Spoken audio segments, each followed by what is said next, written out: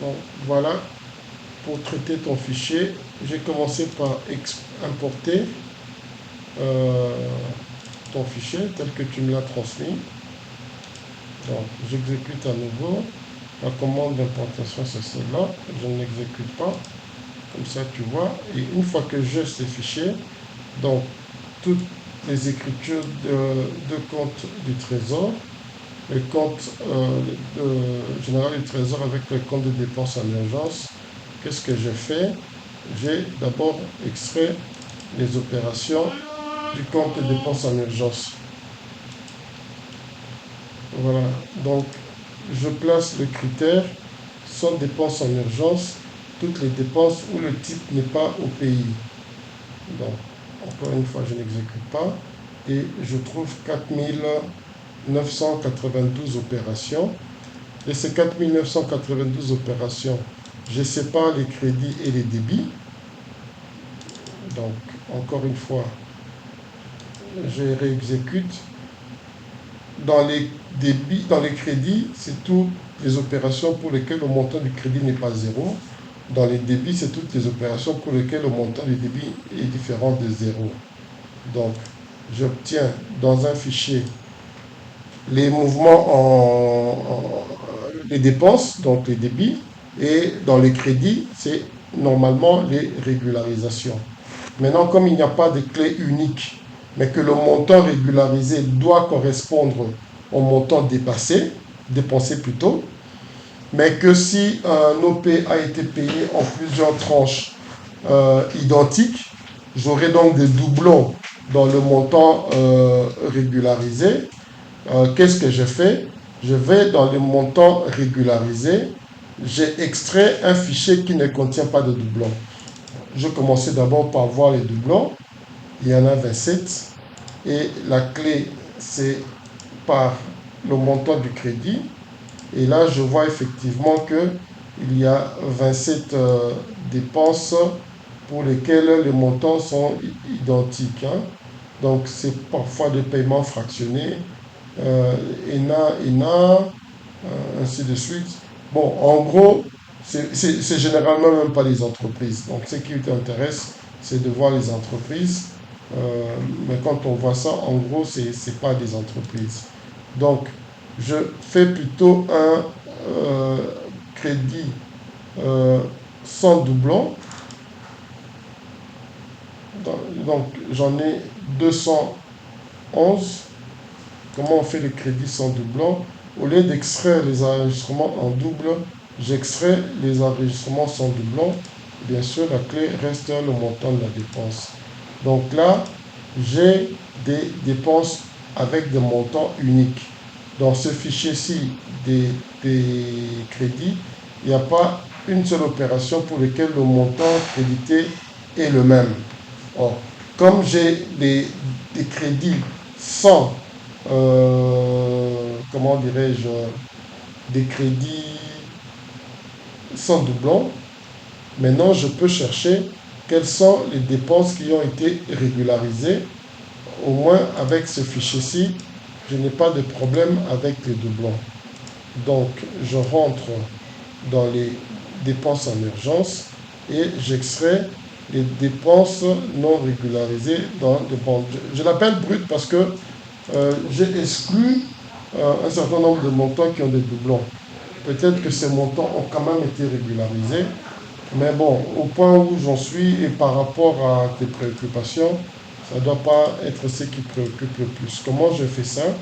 Je prends les dépenses en urgence, je les croise avec les crédits sans doublon, selon la clé montant débit égal à montant crédit. OK? Et je prends des enregistrements sans correspondance. Donc ce qu'il y a ici, les montants qu'il y a ici et qui ne sont pas là-bas. S'il y a un montant qui est ici et qui est là-bas, même s'il est plusieurs fois, comme il est ici, il n'est pas là-bas, il ne prendra pas. Voilà. Donc, j'aurais même pu améliorer, mais bon, je te l'expose comme je l'ai fait. Des crédits sans doublon, donc je clique j'ai 3648. Donc c'est dans ça que je dois chercher des paiements en faveur des personnes qui sont assujetties à l'IPP et que je dois ajouter, étant entendu que pour tout ce qui est régularisé, j'ai les numéros des autres pays et je peux croiser avec le fichier de CDI pour avoir les vraies identités des bénéficiaires. En tout cas, je suppose que c'est possible, mais tu ne m'as pas transmis ça. Je ne vais pas travailler sur... tu ne m'as pas transmis les fichiers de CDI, c'est ce que je veux dire.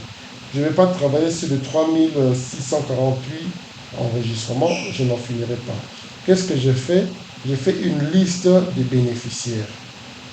Voilà la liste de bénéficiaires. Comment je le fais?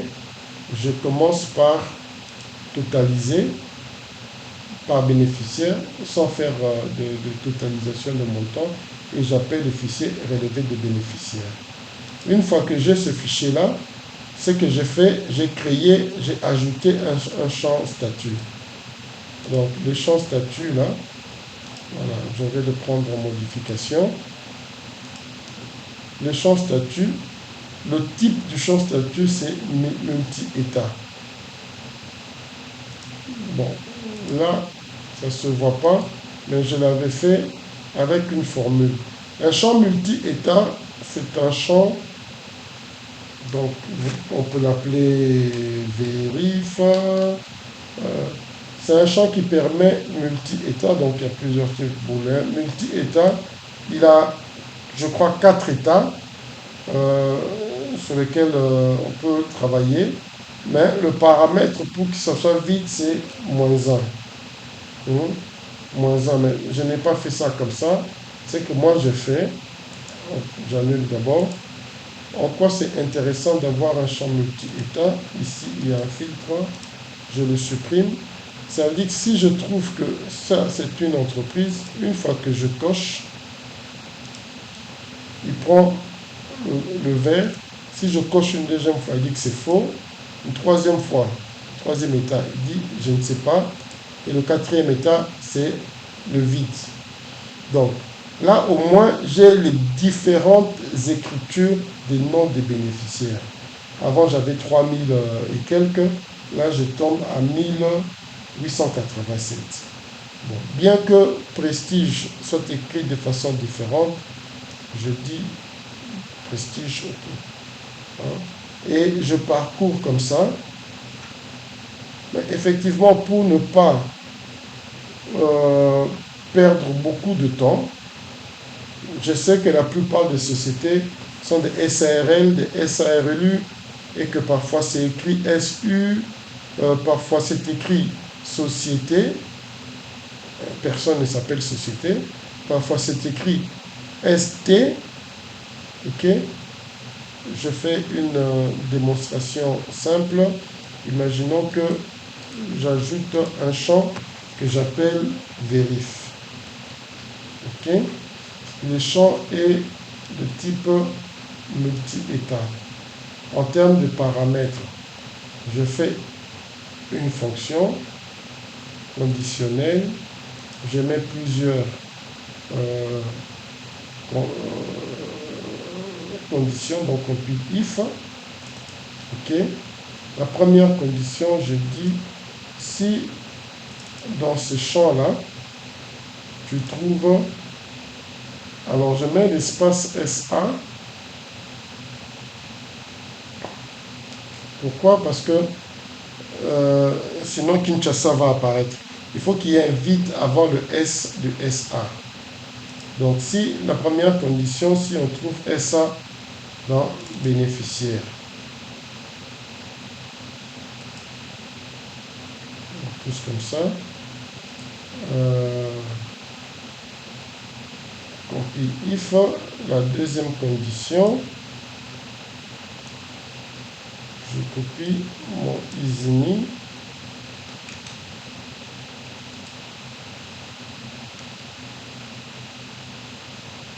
Je regarde encore une fois quelle est la syntaxe.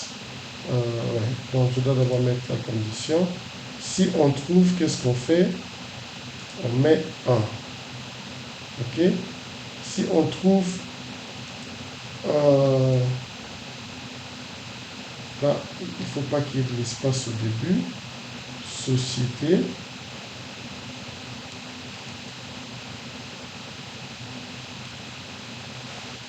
Dans bénéficiaire, il met également 1. 1 correspond à la coche Boron. S'il trouve, il trouve quoi encore STE, Disney ne fait pas de différence par rapport aux accents. Dans bénéficiaire, je mets de l'espace parce que sinon je risque d'avoir trop de réponses qui ne sont pas pertinentes. Donc, quand c'est société, ça doit se terminer avec une virgule. Là, c'est pas nécessaire. S'il trouve ça, qu'est-ce qu'il fait? Il met aussi 1. Ah ben, sinon, il met -1. On va rester la syntaxe est bonne. Nombre de paramètres donnés. Ok, on va. Ça, c'est pour ça. Donc, alors, normalement, je dois rentrer une autre condition. Une troisième condition, ça serait quoi? On va mettre is blank. Si is blank égale faux, voilà. Je me mets -1. Voilà. Et là, j'ai pré-rempli un certain nombre de champs. Bon, évidemment, ici, j'ai ça, on voit dans SA, il accepte. Sandra, il accepte. Tout ça, je peux déjà vérifier. Je peux déjà vérifier. Au moins, ici, on a le SA. Là, il y a des points. Wow. Bon, c'est pas grave. Vérifie. Voilà. J'applique un critère. Tout ce qui est 1. Tout ce qui était déjà présélectionné. Il y en a quand même 126. C'est pas mal. C'est pas mal. Mais j'ai pas tout. Ah oui, j'ai les sociétés, j'ai les SA et tout. Et puis après, bon, voilà.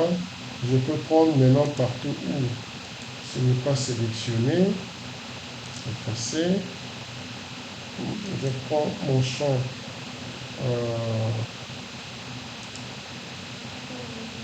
Voilà. Partout où c'est -1, vous allez partout où c'est vide.